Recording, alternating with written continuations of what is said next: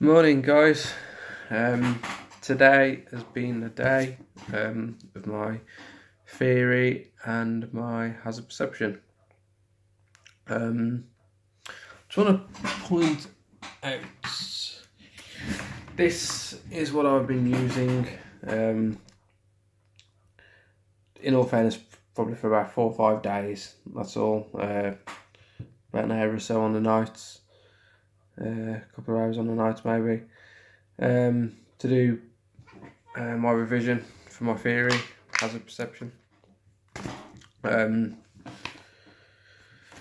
Yeah, I did my theory first.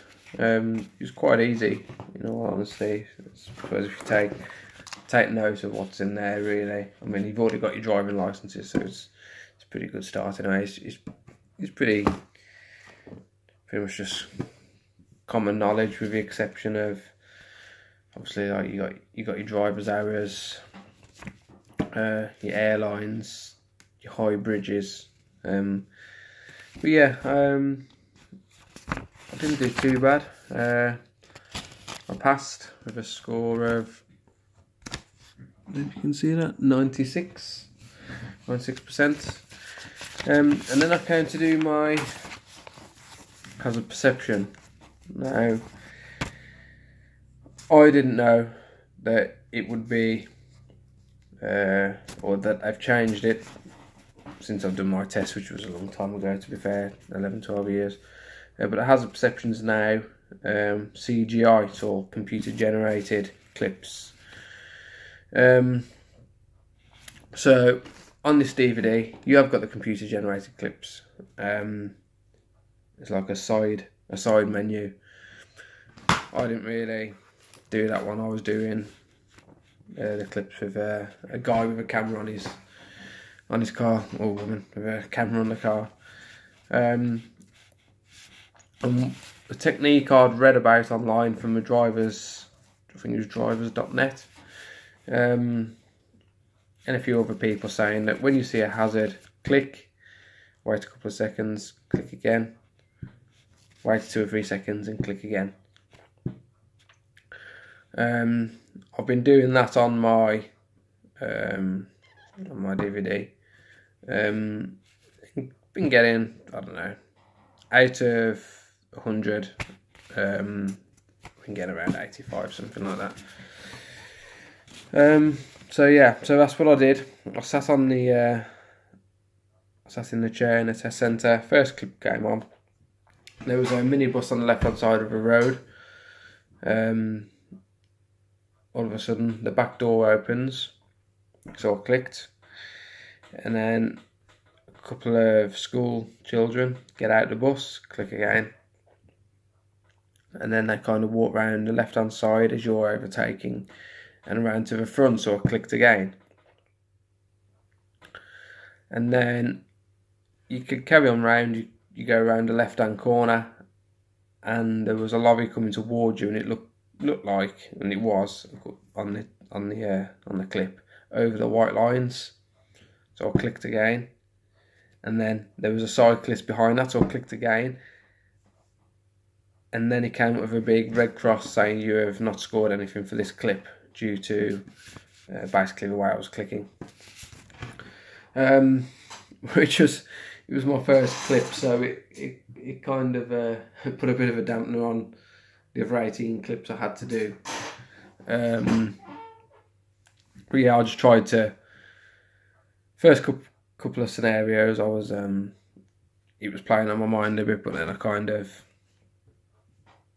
just set it aside, I suppose. Yeah, so if you're doing it, that's one thing to be aware of. You know, so I had people saying, you know, a couple of years ago, you could click, wait 2 seconds, 2 3 seconds, click again, wait 2 3 seconds, click again, wait, click again, wait, click again, just to make sure. But you've got to be careful. Yeah, yes, you can probably click 2 to 3 times with a few seconds gap, but then just, you know, you need to kind of, unless there is a proper hazard, you need to kind of stay off it a bit just in case. But yeah, definitely if you use this one, the CGI ones are on there, and it's worth doing them now if that's what they've changed it to. Yeah, so I passed that with 76 out of a possible 100. This will probably appear back to front on the video. And obviously the last one, I scored 0, which is the very first clip. But yeah, overall it's not too difficult. Just watch your amount of clicks and just remember it is all kind of CGI. But yeah, I do recommend buying this. I think I paid £18 for it off eBay, a brand new and the latest version. Just definitely get the latest version. But yeah, that's well worth the money. And it kind of tracks all your progress. You can click a section and it says, "Are you ready for your test?" And it kind of analyses all your data and thinks, says if you're ready, if it thinks that you're ready to do your test or not.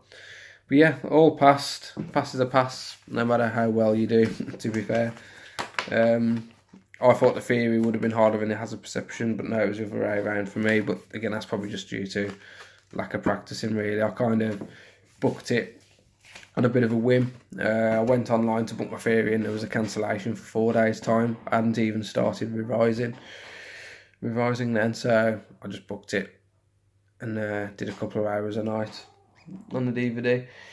But no, it's I think, if you just go through the questions, you'll be okay. I mean, you've already got your driving licence, so I wouldn't say it's as hard as taking your initial test, your initial theory, when you're new to it all.